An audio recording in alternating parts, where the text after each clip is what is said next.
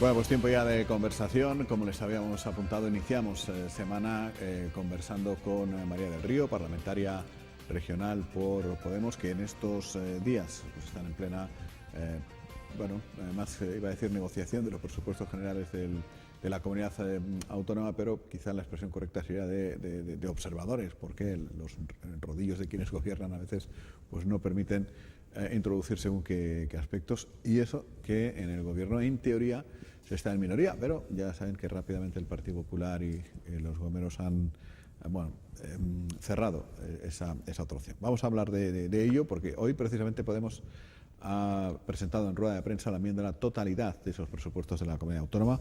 María del Río, buenas tardes. Hola, buenas tardes. Y muy bienvenida. Enmienda a la totalidad. No les gusta ni cómo empieza, ni cómo acaba, ni lo que tienen. No nos gusta.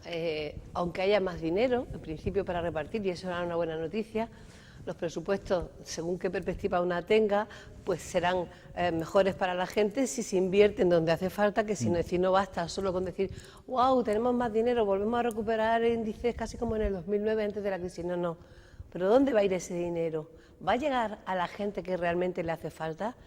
Estamos hablando de un 44% de personas en Canarias con riesgo de pobreza o exclusión social, de un 56% de familias monoparentales, la mayor parte de ellas encabezadas por mujeres que están con niños o niñas a su cargo, con personas mayores a su cargo, en riesgo de exclusión social y a pobreza.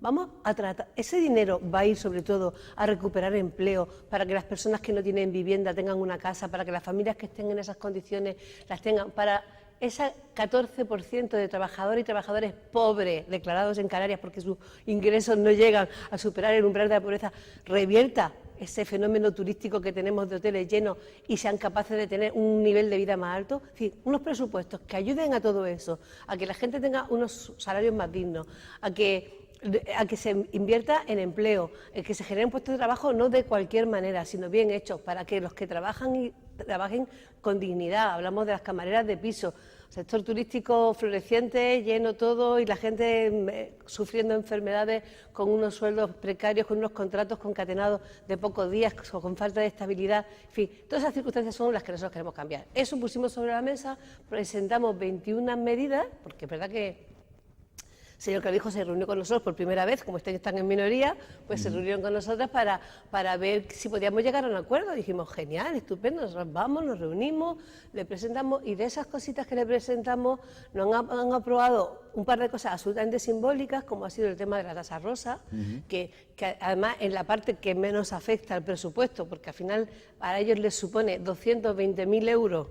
Fíjense qué cantidad tan ridícula ante esa inmensidad de presupuesto de no ingresos en un IGI que, por otro lado, está generando superávit y que tampoco se puede gastar por el techo de gasto. Es decir, que era una jugada perfecta. Solamente en la publicidad que se ha hecho, en lo bien que ha quedado el Gobierno, aprobando la tasa rosa, ya le han amortizado, que le habría costado más cara. Es decir, y pensaban que con eso Podemos le iba a aprobar los presupuestos, o incluso, que era otra cosa que barajaban, que votásemos en contra, pero sin hacer la enmienda a la totalidad. No, hacemos enmienda a la totalidad porque es el criterio del reparto el que no compartimos. Pero María, nos han estado diciendo que todo está encaminado justamente a eso, a generar empleo y a ir eliminando ya, o que mucha gente que está ahora mismo efectivamente en riesgo de pobreza o de exclusión social, pues regresan a una mejor situación, ¿no? El FEDECAN destinado a crear empleo. La ley del suelo, destinado a crear empleo. La ley de crédito presupuestario de finales de esta legislatura, destinada a mejorar el estado de bienestar. Estos presupuestos milmillonarios, teóricamente destinados a crear empleo. ¿Qué está pasando? Eso es lo que dicen. Y de solo lo que vemos son las pequeñas cuentas que además en la enmienda al articulado iremos proponiendo. Fíjense, de verdad benefician y están para generar empleo. Les voy a poner un ejemplo muy sencillo que además para mí es importante a la hora de abordar unos presupuestos, que es la perspectiva de género. Vamos a ver, hacen una desgravación fiscal para las guarderías, ¿vale? Una desgravación fiscal para las familias que tienen a sus hijos en la guardería. ¿Qué pasa con las familias que ni siquiera sus ingresos les da para hacer declaración de la renta, que tienen niños o niñas de 0 a 3 años en sus casas y que no pueden trabajar porque no tienen a qué espacio llevarlos para que se los cuiden? Vamos a ver, cuando hablamos de unos presupuestos de verdad que incidan y que ayuden a la gente que más lo necesita, no es que me desgrave a la clase media el dinero de la guardería, es que usted me ponga escuelas de 0 a 3 años públicas y gratuitas para que las mujeres que están cuidando puedan irse a trabajar. Es que en la dependencia ustedes generan un montón de puestos de trabajo para que las personas que están cuidando gratis, sin cobrar nada, y eso les impide trabajar en otro sitio, y eso les condena a vivir en una vida precaria en el presente, a no tener pensiones en el futuro porque no están cotizando, esto lo hagamos de forma profesional, generemos empleo, que la gente trabaje fuera, cuiden unos a otros, pero remuneradamente con un contrato, y eso sí que agiliza de verdad la economía. Y dicen, ¿de dónde? Hay recursos, este año tenemos más dinero. ¿Quieren más recursos? Pongamos en marcha una ecotasa, que tenemos la isla llena, que de verdad revierta el dinero del turismo a toda la gente, generando este tipo de cosas, trabajos de verdad, trabajos no de una semana, no 4 o 5, hay gente que tiene hasta 8 contratos en un mes.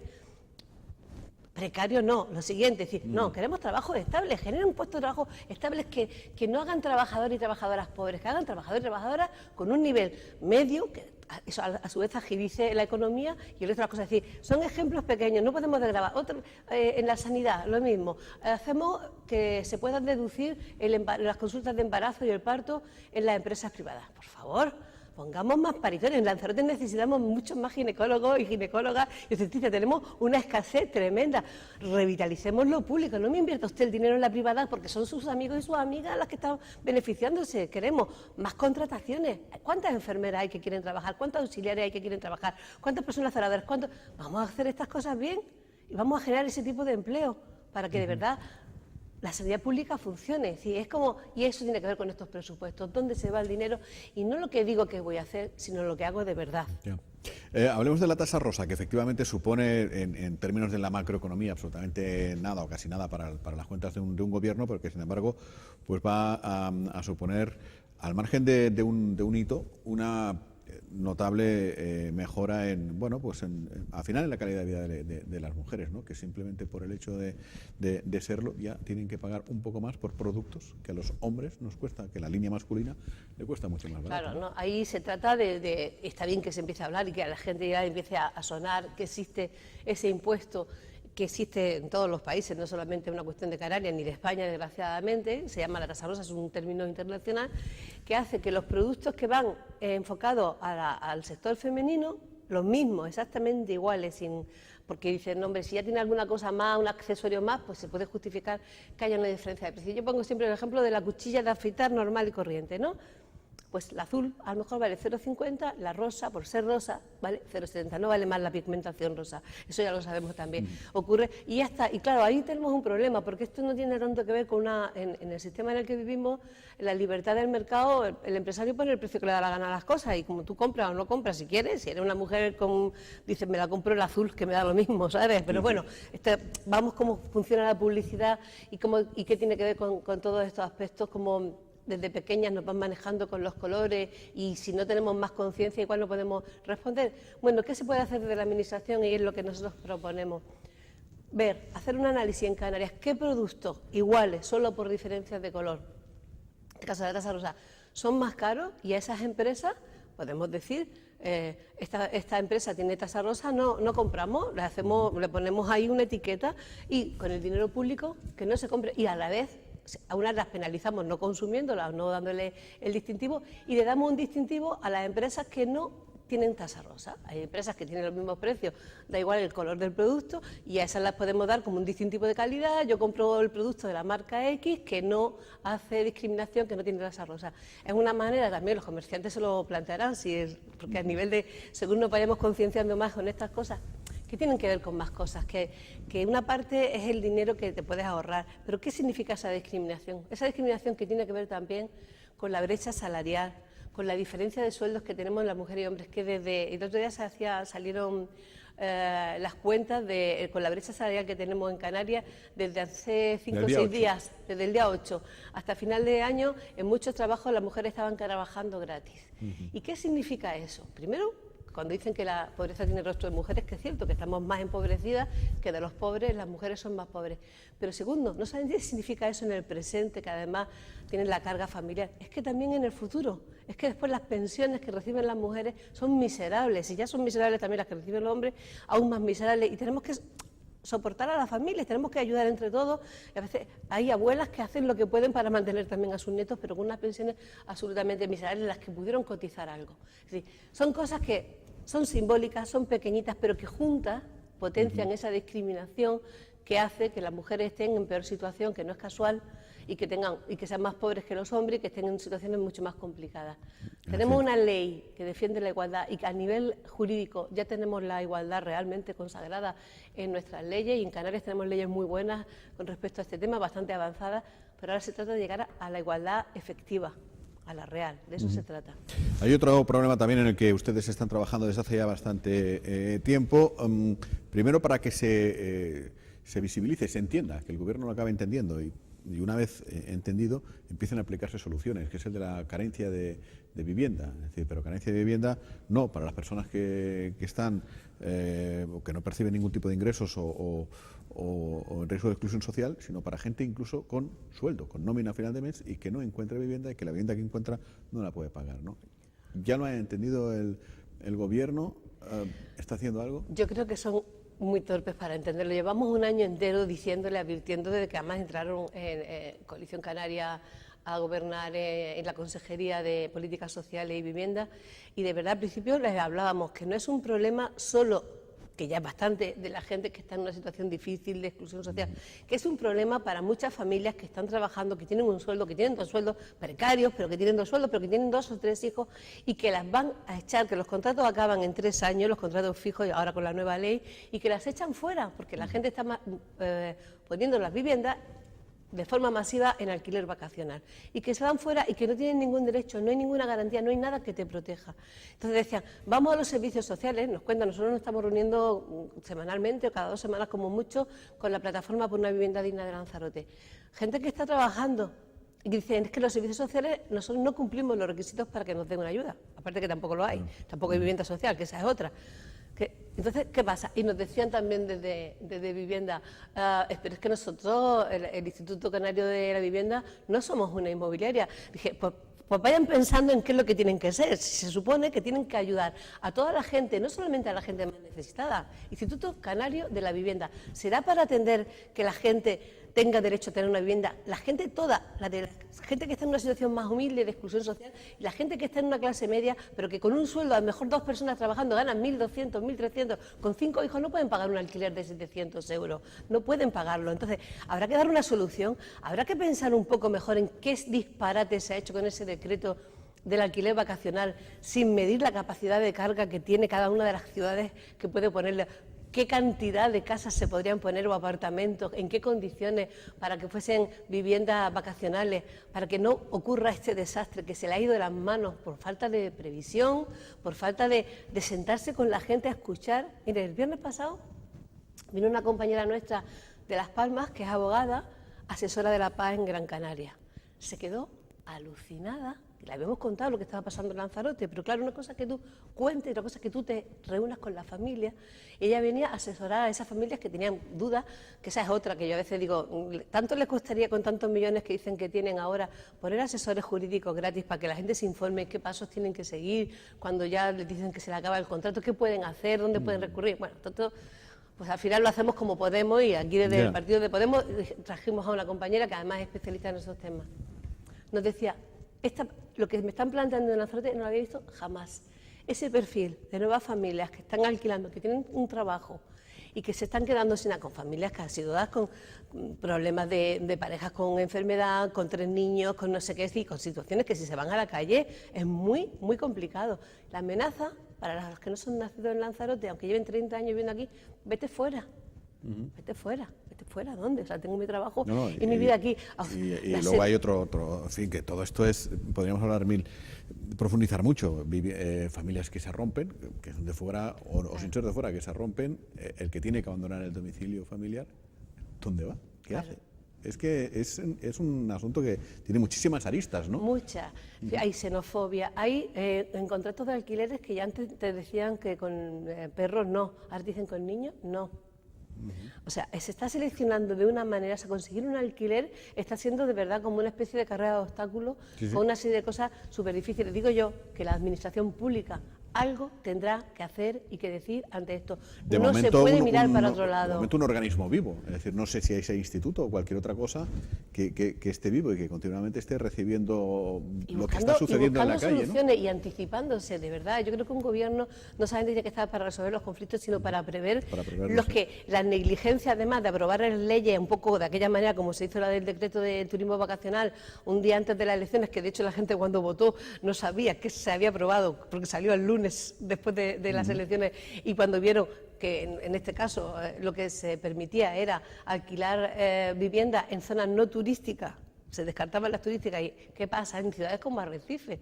En una isla como Lanzarote, que es tan pequeña, la gente va a ir donde tenga un turismo, un alquiler más barato. Les da igual, preferirían estar en Puerto del Carmen, probablemente, pero se quedan en Arrecife, que ya cogen el coche y se irán a donde tengan que irse. ¿Y qué ocurre entonces con la gente que necesita un piso para vivir en Lanzarote, en Arrecife, que está trabajando en Arrecife?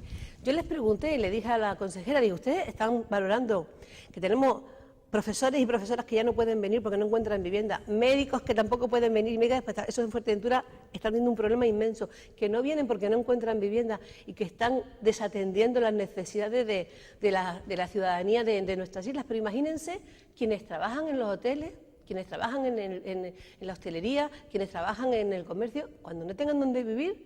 O sea, una isla que vive del turismo, si sus trabajadores y sus trabajadoras no pueden tener un acceso a una vivienda, se irán. Imagínense una huelga general y que no podamos atender a todo ese turismo que está viniendo. Yo creo que se les está yendo un poco de las manos la previsión de hasta dónde esto puede llegar. Y no me gusta ser alarmista, simplemente llevamos un año diciendo que esto iba peor, ahora ya no lo reconocen. Ahora ya no reconocen que hay una relación causa-efecto, porque es que hace un año no nos lo reconocción, ¿eh? O sea, en enero o febrero que nos pusimos a hablar, no lo veían. Reconocer el mal para aplicar un tratamiento. Ahora falta que se aplique el tratamiento. Y entonces ahora ya no vale empezar a pensar en construir una casa, a ver si encuentro un solar para adentro. No, hay que dar soluciones aquí y ahora. ¿Tenemos viviendas de la Sareb? Sí. ¿Hay viviendas de los bancos que hemos rescatado vacías? Sí. Cojan todas esas viviendas vacías, paguen lo que tengan que pagar por el coste que tal, inviertan en eso y denle vivienda a la gente. Esa es la solución que proponen, por ejemplo, ustedes, porque en los presupuestos del Gobierno de Canarias, hablamos ya del caso de Lanzarote, creo recordar que hay 3 millones de euros para vivienda, bien para vivienda de nueva planta, cosa que será muy difícil porque no hay suelo en Arrecife, o bien para la compra de viviendas, no sé si de este tipo o de cualquier otro. ¿Cree que eso es factible? Yo creo que eso es factible y no soluciona el problema. Eso puede estar bien como una medida más. Nosotros habíamos previsto 75 millones para el Instituto Canario de Vivienda para comprar vivienda hecha a medio construir, esas que le faltan 4 cosas que se quedaron a poquito de terminarlas. Ya, pero esas ya, para que en 3 meses estén funcionando. Claro, un montón. En muchos, ¿no? Que se están empezando a utilizar también como vivienda vacacional, que los bancos se la han quedado ahí para también sacarle ahora rentabilidad viendo el negocio que hay detrás, o para venderlas ya de nuevo mucho más caras. No, señores, a ustedes les rescatamos nosotros con el sufrimiento de mucha gente, que no se nos olvide que hubo muchos desahucios, que hubo muchos suicidios, que hubo mucha gente que se le ha roto su vida, porque tuvimos que rescatar a los bancos, porque fueron lo primero por encima de las personas, y ahora que tenemos viviendas vacías y que nos hace falta, perdonen, ese dinero que lo hemos pagado entre todos esos bancos, se les paga los costes. Yo no digo expropiar gratuitamente, no vamos tan lejos. ¿Cuánto cuesta lo que tiene aquí? A precio, está, fuera. ¿Y ahora? A la gente que la necesita, pero ya, es que esta medida no puede seguir esperando esto. ¿Por qué hemos hecho una enmienda a la totalidad? Precisamente por estas cuestiones. Vemos que no buscan soluciones rápidas para dar problemas a la gente que está en una situación de emergencia social. Y en la vivienda, en Lanzarote y en Fuerteventura, no es como en todas las islas que tienen muchos problemas, que también los tienen. Estamos en una situación de emergencia. Yo creo que no son conscientes de cuál es el problema y de las dimensiones que tiene. Este tipo de políticas a nivel insular, hablamos ya de Lanzarote, pues podrían, voy a enlazar ya una cosa con otra para ir terminando, ¿no? Se le podría arbitrar algún tipo de solución también desde el gobierno insular, donde ustedes, donde Podemos, podría estar aplicando políticas de prosperar en la moción de censura que se está negociando, etcétera, etcétera, etcétera. Este último sábado hubo asamblea. ¿Cómo está esta situación? ¿Qué dice Podemos? ¿Qué van a hacer ustedes? Bueno, en Podemos hay distintas voces con respecto a ese tema. Hay una gente que piensa que se debe aparte de lo que se hizo en la propuesta en la campaña electoral, de que éramos una alternativa al Partido Socialista y de regeneración, y que yo respeto, porque son posturas diferentes, está dentro, y hay gente de Podemos que piensa así, que entonces no les parecía oportuno apoyar a un candidato que reflejaba justo a ese ese Partido Socialista que no quisieron votar y por razón por la cual mucha gente votó a Podemos. Esta es una parte y está ahí. Hay otra parte, y yo mi opinión personal es que al margen de que nos guste más o menos una persona como candidata, yo pienso que deberíamos de ir hacia un proyecto, porque yo estoy convencida que estamos aquí, el tiempo es muy corto y que la idea es hacer lo máximo posible de lo que podamos llegar a la gente que más lo necesita. Yo en ese sentido soy realmente posibilista, quizá porque me preocupa mucho y porque el tiempo creo que no es eterno para dar soluciones a los problemas. Entonces, puede ser que, y aquí tendremos que ser generosos de un lado y de otro. Yo espero que el Partido Socialista también lo sea y que lleguemos a un acuerdo. Ahora mismo está pendiente de que se haga una consulta para todas las personas inscritas de Podemos en la isla, que son quienes decidirán si están de acuerdo o no en hacer la moción de censura de una manera o de otra, intentando buscar soluciones. ¿Cuál es mi opinión personal? Que tengamos un proyecto claro, un programa que se está haciendo de mínimo, nos falta cerrar algunas cosas de nuestra parte también, y que sea quien sea en un momento determinado, y siempre aspiramos a lo mejor, ojalá podamos tener una persona que refleje los deseos de regeneración democrática que queremos. Si no puede ser esa persona, mi propuesta sería, bueno, pues aceptar bajo un programa claro. O sea, decir, aquí nadie viene a hacer lo que le da la gana, aquí venimos con un programa que es lo que está por encima, que se trata de solucionar este tipo de cuestiones y votemos a esa persona. Es año y medio, ¿es poco tiempo? Sí, relativamente, pero da tiempo a hacer muchas cosas, da tiempo a empezar cambios que son imprescindibles y que hay que hacerlo y que no se puede esperar como pasa. Yo veo en el Gobierno de Canarias que se pasan como toda la vida como si estuviesen empezando. Digo, no señores, no se está empezando siempre, se empieza y se sigue y se sigue y se terminan las cosas que se empezaron a trabajar. Yo creo que es una cuestión de voluntad, no como que yo acabo de llegar, no soy responsable de nada. No, empecemos y a lo mejor en el 2019 lo que hagamos avanzado podemos seguir trabajando en esa línea, ¿no? Yo en ese sentido soy una persona de compromiso y creo que hay que sacar las cosas adelante de la mejor manera posible. Entiendo todas las posiciones, serán las personas inscritas, somos un partido democrático y asambleario, las que le darán la última palabra. Lo que sea será, yo aceptaré la resolución que sea finalmente, pero ¿cuál es mi idea? Pues yo creo que hay que ser valiente y que hay que intentar solucionar problemas y que, verdad, en la oposición nuestra capacidad de solucionar no es muy grande, gobernando quizás sí, o haciendo que gobiernen otros que puedan cambiar las cosas porque las tengamos puestas en un programa. Pues estaremos atentos, como solemos hacer siempre, con todo, a este proceso también. Muchas gracias, María. Vale, muchas gracias a ustedes. Enseguida regresamos, vamos a completar la propuesta de este lunes, lo haremos en tiempo de tertulia, en la que podremos seguramente hablar del tema, porque nos visita como cada lunes Dani Cabecera, junto a él el resto de contertulios del lunes, Manuel Fernández, Saúl García, etcétera. Hasta dentro un momento.